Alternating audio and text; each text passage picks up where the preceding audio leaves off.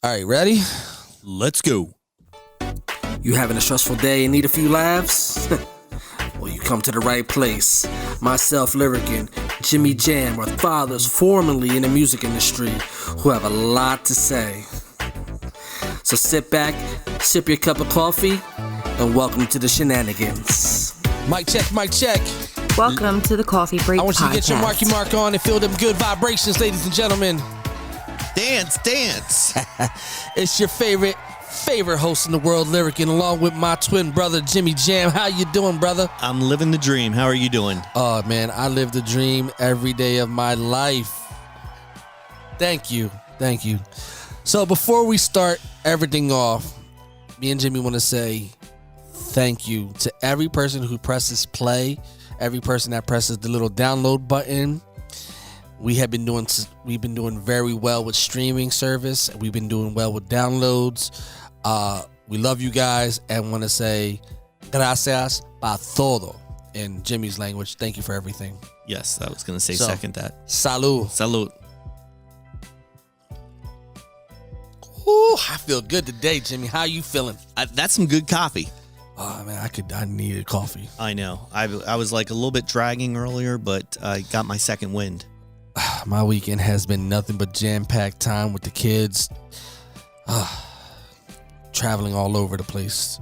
You did some traveling too, so I know you feel Why is it you feel so tired after driving? I do it every weekend, Friday to Sunday, and it's like a whirlwind every weekend, but it's relaxing at the same time. So it's kind of, you get to relax, but you get so tired from the travel. I think the road hypnotizes you. It does, and the traffic drains you. Yes, it does, and you always got the schmuckles that drive like crazy asses, and they need to go back to driving school.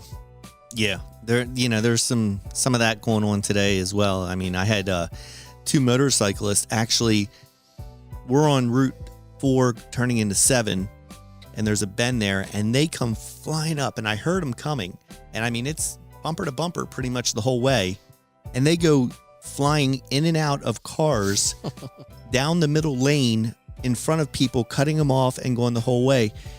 And I was like, you got to be kidding me. I was like, do I call this in? Do I let it go? What do I do? Man, we were on Route 1,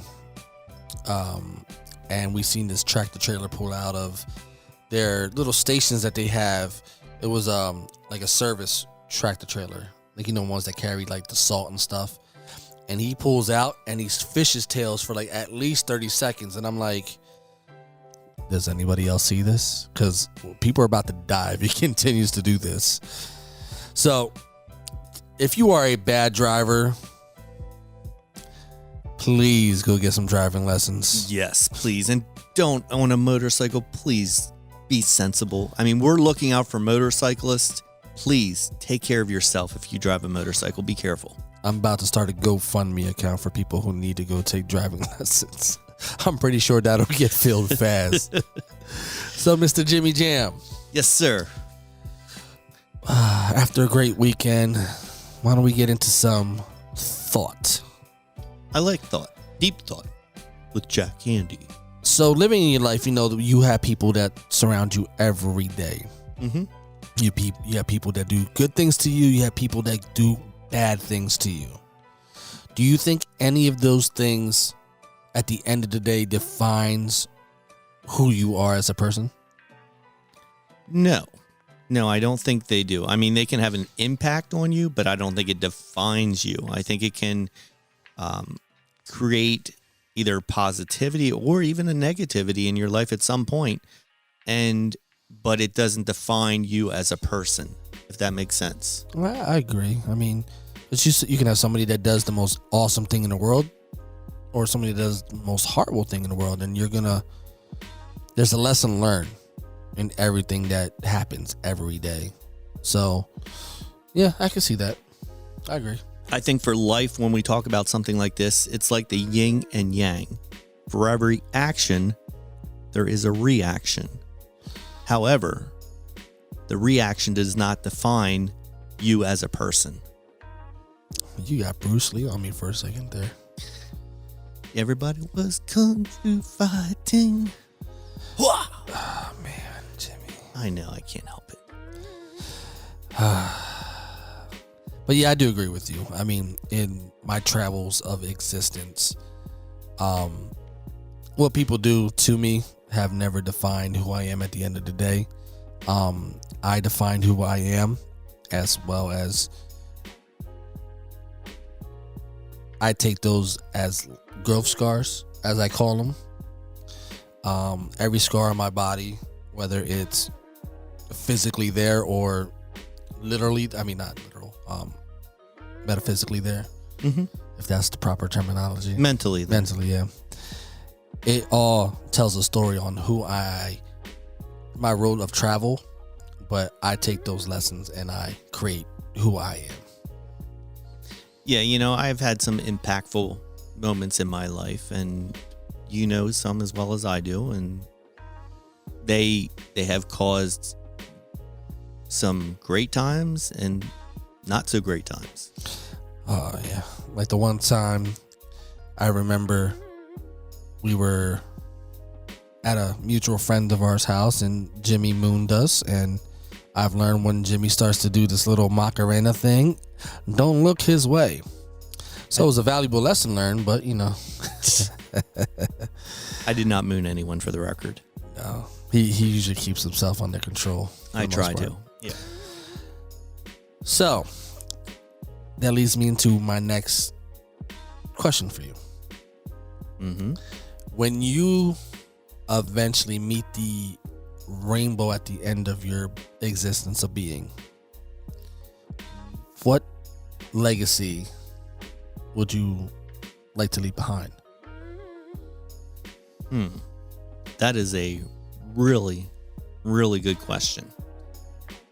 I think it's changed over the years. For years I wanted to be this, I wanted to be that. There's something I go back to. It's I believe the poem is called Moments in Life.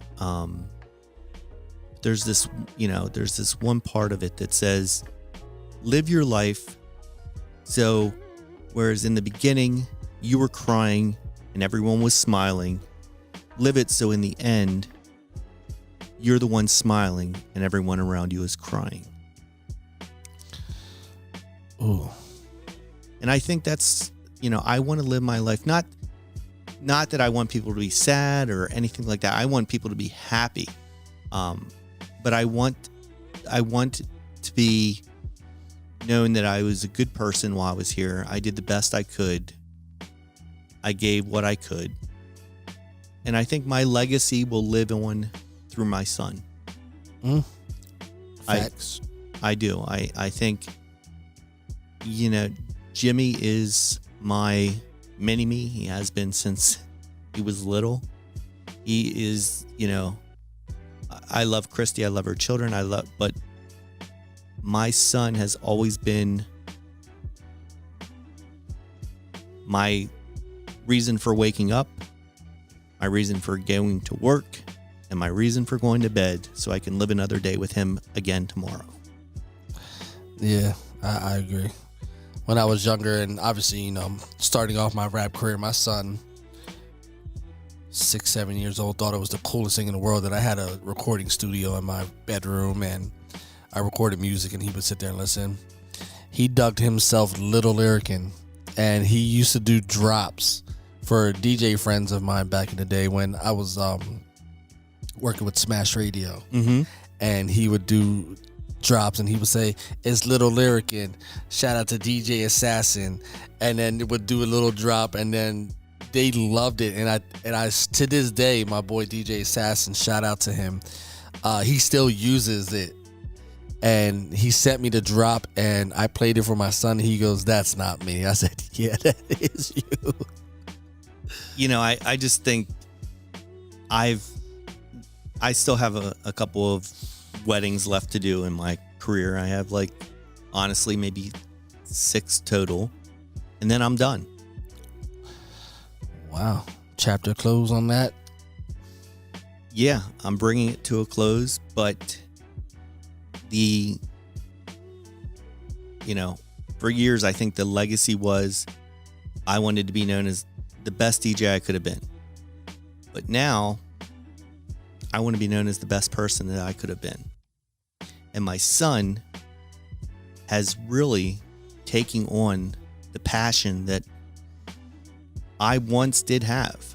Maybe I don't have it anymore as much as I did, but the passion for music and DJing lives within him.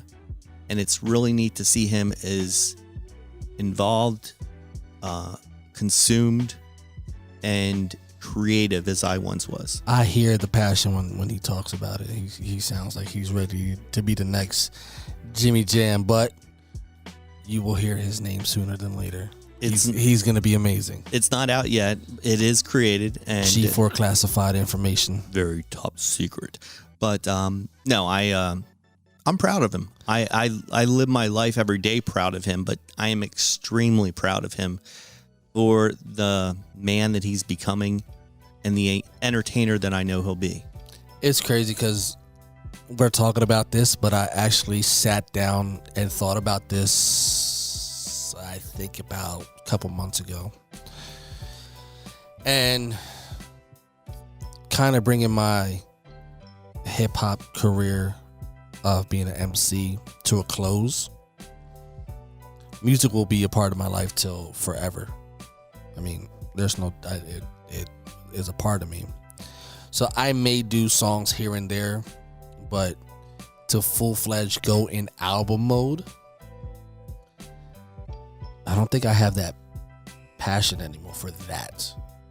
Here and there, I get a little inspiration. I want to do a track here. I want to do a track here. But to sit there and go, all right, I'm going to go do a 12-album song, record 18, break it down to the best 12, go back and redo 2 more. Okay, I can't. That's not, my drive is not there when it comes to that. My heart has found other places to be happy in.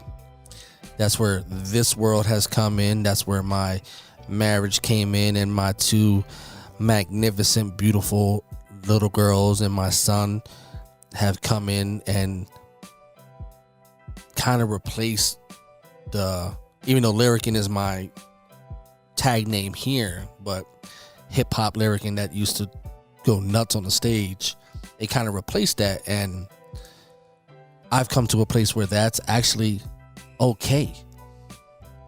And it is. It's okay for me not to be like, and trust me, I look at some of these rappers now and I'm like, I can put my foot in their culitos. Puedo. You know what I mean? I'm okay with not being top dog anymore, because I've done shows with Slick Rick. I've done shows with the Sugar Hill Gang, Lisa, Jimmy Jam. Like, I've done shows with people, and I've done things with music that not many people say they can. And I've opened up for Fat Joe, Armageddon, Tony Sunshine. The list goes on, and it's not fun.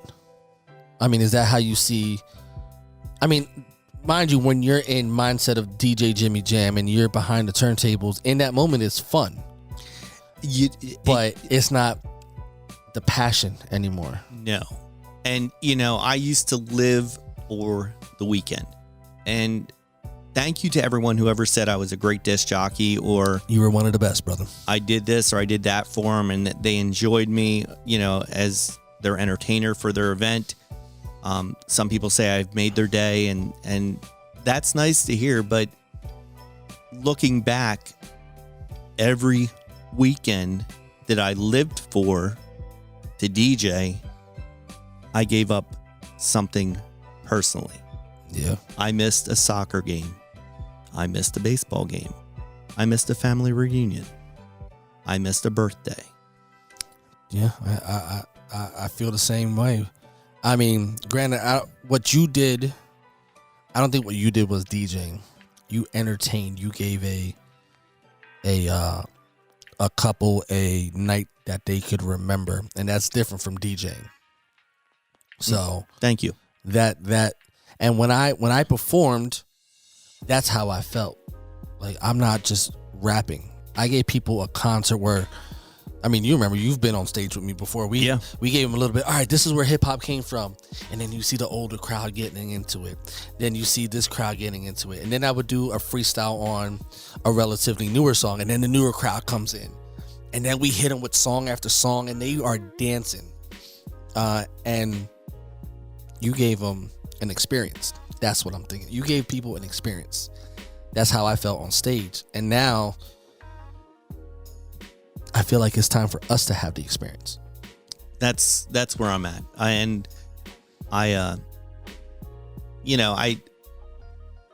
gain so much, but to gain, you have to lose. You have to give up something. You can't always get everything you want in life without sacrifice. And I think this goes back to our last conversation with being the man of the house a little bit. I'm trying to bridge two gaps here. Watch how I do this. I'm waiting for this. Watch this give and go. Show me. As a man of the house, there's sometimes you have to sacrifice for the greater good. I have to make this extra money so then later on in life I can enjoy these certain moments with my son. But you sacrifice a little bit here to try to gain a little bit down the road. So there's always, especially for people who are creatives like we are, I think that's a battle we're going to have our rest of our lives. Like right now we're recording this podcast and my wife is home. Your wife is alone. I mean, we could be doing that, but by the greatness of God, they are sitting here being our biggest cheerleader, saying, you guys are great at this. Let's do this. Yeah. And we find times to make sure we do it around their schedule, to make sure we still have family time, to make sure we still have, time with the wife, time with the kids, time for the household chores and all this stuff. It's funny. The ultimate, I guess, compliment that I've received is the passion that Jimmy has for being a DJ. And he oh God, I don't want to get choked up here. He actually said, Dad, you're the one that instilled this in me. This is what I grew up seeing. And I guess that's crazy. I guess it's it's kind of like I ask him to do this. I say, hey, let's, come down to the campground this weekend. Let's, or come up here, or let's get together and let's do this, let's do that. And he's always busy. And I kind of got a little bit like, too busy for your old man kind of thing at first. But then it hit me when he said, you instilled this in me. And today he told me, I said, hey, let's get together. Why don't you come down to the campground next weekend or whatever? He's like, Dad, I'm gigging Friday night, Saturday night, Sunday night. And I thought, okay, all right. So this is serious. He's really doing this. And yeah, I used to be the same way. At his age, and when you decided to start DJing, I think it's the most amazing thing in the world. Because you need to learn to live certain lives. You need to find your own path. He's taking what you taught him, and he's going to find his own road. And eventually he's going to reach the same conclusion you reached today. If you notice, especially people that are listening are on our social media, I'm also a graphic designer that likes to promote. Have you noticed who one of our major resharers are? My son. I see it all the time. He promotes our show like he's part of the staff. But some of the way he does it is so tasteful and so professional. Yeah. For a 16-year-old boy, yeah, he is far more advanced in the talent that he shows online. He has your graphic designer ability. He actually told me that he's was accepted to CTC, I think it's called, Votech, for graphic design. So he's going to follow my path in graphic design, and I'm all for it. I'm like, Bubba, you're gonna be able to do what I do, and you're gonna make me look like butt cheeks. Yeah. Because you're learning at such a young age, and I learned when I got out of high school how to do what I do. He's learning while he's in high school, while his brain can absorb that knowledge at a fresher state. Yeah, Jimmy actually texted me. God, it was 3:30 in the morning. Oh, jeez. And I was like, are you kidding me? You know, you wake up and you're like, are you kidding me? What are you thinking? And then I was like, after the next day, the next morning I woke up and I was like, okay, let me think back. Before I am too hard on him, he was doing a gig. He probably went till about 1:30. You get done, you go home. You're still on that cloud 9. You have that pumped up energy.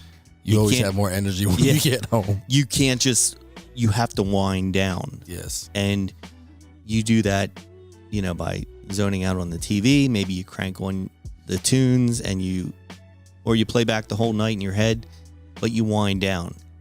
And that's what he's learning how to do. And I'm just. But the cool thing about that is when he got done doing a gig, what's the one thing he thought about? My pops.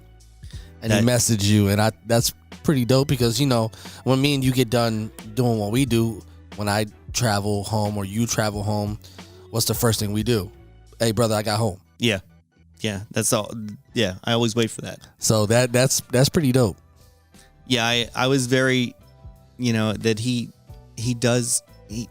messaged me at least 3-4 times a day asking me a question about something. And beautiful. And it's, if I can pass on something to him and he's able to make a living doing it, then I feel good. You did something right as a parent when they continue to ask questions and not try to think they know everything. No, you're right. And that's, to sum up the topic, that legacy that I want to leave behind wasn't always the legacy that I thought I would leave behind. But I am very content with the fact that my son has taken more control of his life with the entertainment where I left off. And I have the ability to still live a very, very wonderful life with Christy, my son, her children, our families. And now I can step back and I can enjoy the weekends. I can enjoy the birthday. Oh, yeah. I can be there for the family reunion. So pretty much at the end of the day, big shout out to our legacies, Little Jimmy and Elijah. We love you guys. Love yous. So, my favorite times playing with these buttons. Jimmy. Oh, I know it's coming. Let me get ready. Are you ready, sir? I will be in a second if you give me a second. Go ahead, hit it. Old people and technology. I know. Mr. Mahler. Yes, sir. What's in the news today, sir? Oh, I got a good one here. A North Dakota bank employee was reunited with her lost wedding band after her coworkers went dumpster diving, only to later discover the ring was in the parking lot the whole time. Do they get a... How would you... That's almost on like the last... the lottery ticket thing. Like, people, keep your stuff. Trina Burns, who works at the American Trust Center Bank in Bismarck, noticed that her wedding ring that she's worn for nearly 32 years was missing from her finger. She thought that she must have put it on in the morning, have put it on that morning. When I got home, she looked a little bit. She panicked. A little bit later, she started tearing up because she wore it for 32 years. Wow. And she was working from home the next day, so she called her coworker to ask her to keep an eye out for the ring. So the fellow coworker and 2 other coworkers went out to the dumpster to see if the ring had ended up in the trash. So they were in the trash digging and digging and digging when, what they thought was in the garbage bags was a little bit not so much what they were looking for. They didn't find a ring, but they felt defeated. They thought the ring was gone. The next morning, When the ring turned up, it was in the parking lot right next to the spot where she was parked 2 days earlier. First of all, shout out to those employees, because how many of your employees would go look in a dumpster for something of yours? Well, I don't know if any of my coworkers would dive in a dumpster for me. I don't think I'm pretty sure no one that I know would dive in a dumpster for me. I would. Would you? Yeah. You'd be buying me new shoes after. I was going to say. I would go. If it was something as important as a ring, a multi-million-dollar lottery ticket, you may not get the lottery ticket back, but the ring that you wore for 32 years. I mean, that I know that a story, and it reminds me of a story that, not a story, but a moment in my life when I was a young kid. Grew up in the city, and my grandmother lived next door to us. And one night we were having a block party, back when they used to do that stuff in the city. And my grandmother realized that she didn't have her wedding band. Ooh. And she got very upset. She was very teary-eyed. And I remember our neighbor, Ron Pfeiffer, actually got his metal detector out to look for it. And it was found that night. But my grandfather died in, I think it would have been 1977, 78, somewhere around there. And there was many years that my grandmother lived without him. And there were some things that, reminded her every day of him, besides the house and everything else. But that wedding band meant the world to her. Yeah. And I remember to this day, and it's been several years, but I remember that look of panic. It's the simple things that people hold on to. I mean, my ring is one of those silicone rings, because I know in my 9 to 5, my ring could disappear in a heartbeat. So I've never worn an expensive ring. Mm-hmm. I mean, this snaps, I can go buy another $10 silicone ring and wear it. Now, my wife has a good ring, and she obviously deserves to have that ring, but she holds our original rings that we got married to.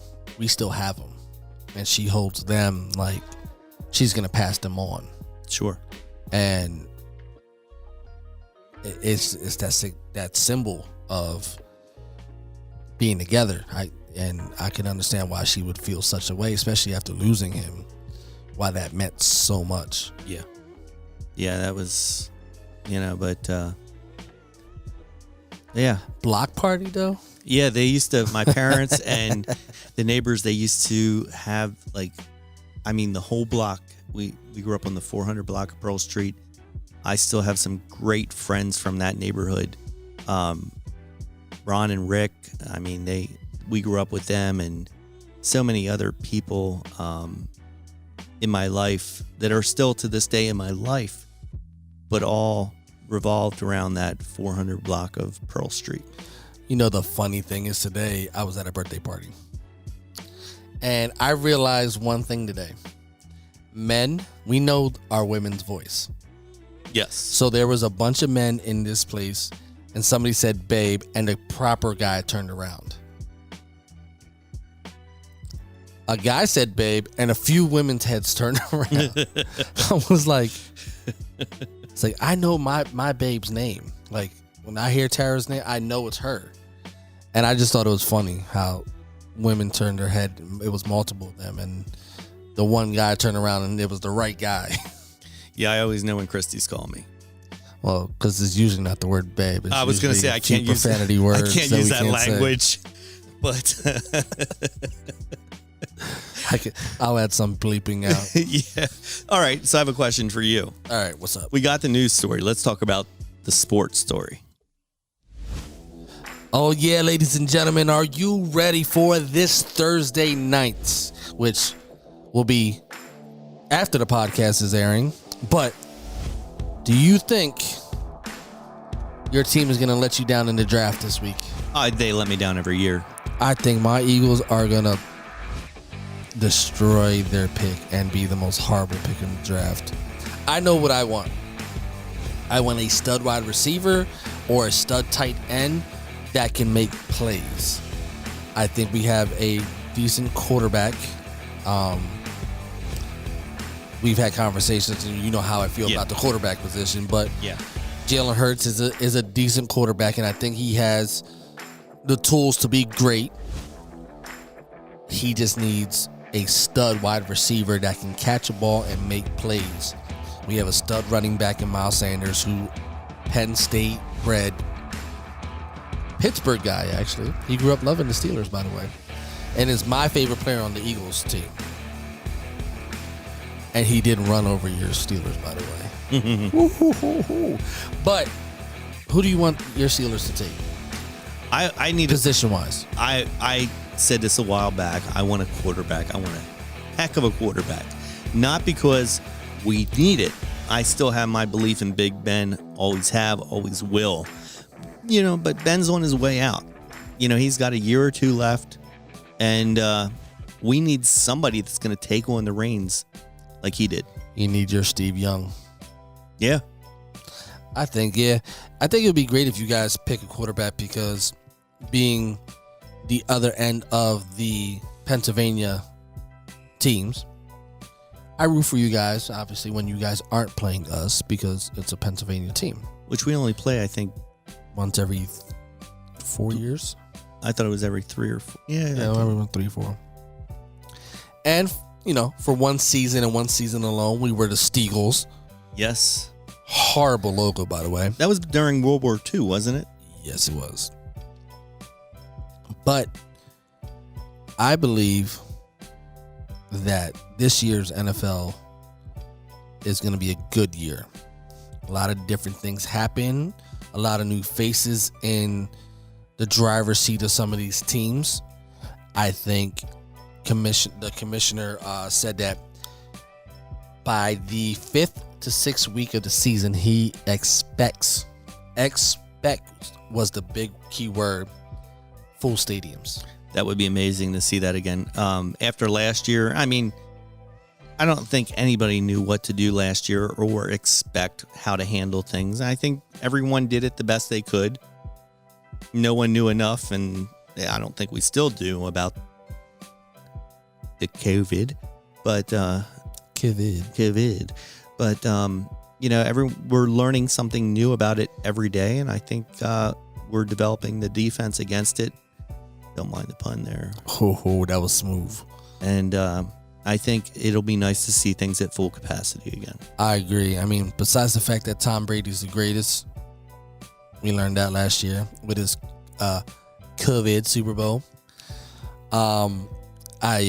Sports, like we've been saying, is a sense of normality for us.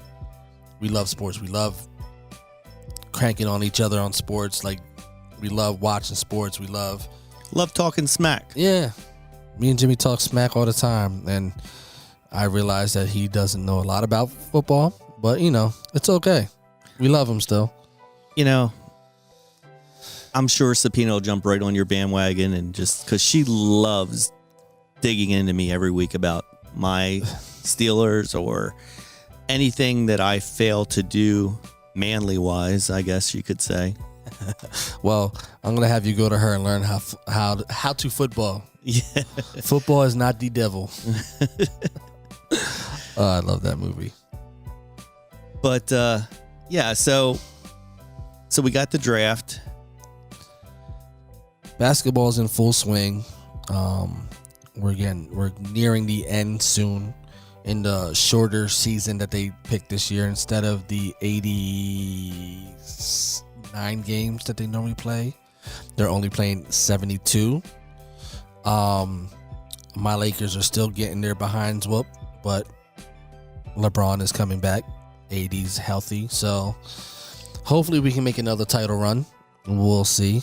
And hopefully this time next year, Jimmy will have a basketball team he follows. I'm working on it. I am working on it. If you had to pick, the Sixers have a good team. The Sixers are kind of scary. I'm gonna really honestly, next year, focus on, I know the game, but the players and the teams, and getting up to speed like I was back when I used to follow the Chicago Bulls. Bulls were a good team to follow back then. Yeah, and that was a long time ago. We're talking Dennis Rodman. high school years. And speaking of high school years, I got to give a shout out. Go ahead. Jen and Steve. Jen, who I went to high school with, and her husband, Steve, are avid listeners. And they actually messaged us and said about some ideas that they have for us. Well, let's go. We'll see what they say. Well, they talked about you definitely coming down to the campground.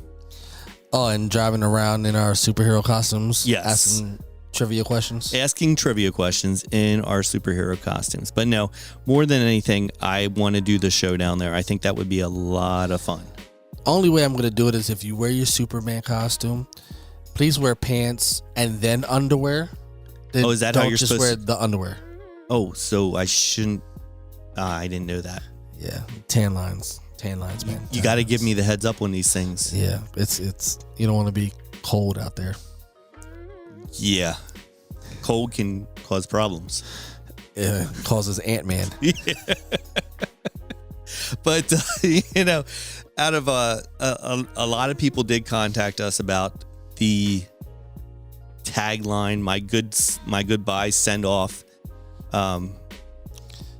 You eventually have one. I will, but that's bringing this back to Jen and Steve. They did throw us out some good ones. Okay. So, good night and good luck was one. Okay. Live long and prosper. You ain't got to go, but you got to get the hell out of here. That sounds like the old DJ days. Yeah. At the bar. That's all, folks. I mean, I got to wait to sound like Porky Pig. I don't know. Do you got the stutter? Did it? The podcast is over. Why are you still listening? I like that one. That's a Ferris Bueller take. And I think this one I really like. Stay classy, Lancaster County. But I can't say Lancaster County because there's so many people. We just found out that we're being listened to in multiple countries. The downloads are occurring all over Europe, Yep. Africa, Australia. Good day, mate. I come from a land down under. We just lost that Australian following. Yeah, you're gonna have to tweak them up, but I think you have some good. Yeah, I mean some that's good bases to come on. That's just a couple of them. But you know, for now, I'm gonna just wrap it up with, hey, thanks for listening and have a great week. I like that one. I think I'm gonna stick with Straight that. to the point. Yeah, I think that's the one I'm gonna go with. Okay. Thanks to Jen and Steve. We'll try that out at the end of the podcast here. Yeah, Now, or I could combine some. ooh, mixer. Wiki. Remix. Sorry. It pops out every once in a while. Before we go, they had the memorial for the incomparable DMX this weekend. Yes. They had a lot of the hip hop heads there. Nas was there. Eve was there. Swiss Beats said some immaculate words, and I'm going to kind of reiterate what he said. The thousands of people that showed X so much love when he passed away. They need to stop. People need to stop waiting till somebody has passed to give them quote unquote flowers. Agree. Make sure you tell people you love them. Make sure you tell people how amazing they are. Give out them good vibrations, because you give out to the world. You get from the world what you receive. I mean, what you give out. So if you give out the good vibes, you'll get good vibes. So don't wait to the last minute to tell somebody you love them, because you never know. And that sums up pretty much our topic and a lot about what we talked about tonight on this podcast. Like what I did there. I did. You summed it up. You brought it all back to Jack, as they would say on Will and Grace. Oh, and rest in peace, Shock G. Shock G. Yeah. Who, I mean, kind of looks like he would be your twin brother. It's the nose. I got the Humpty Dance. If it wasn't for Shock G, we wouldn't have Tupac. No. He's the one that put him on the map. Yeah, people. Tell people you love them. Give them their flowers while they're alive. So then, you know. So until then, stay classy and thanks for listening. Goodbye. I want to thank everybody for listening to another episode of the Coffee Break Podcast. Make sure you subscribe to us on your favorite podcast streaming service. And of course, follow us on all social media platforms. And like and subscribe to us on YouTube. Thanks for tuning in to the shenanigans. Thanks for tuning in to the Coffee Break Podcast.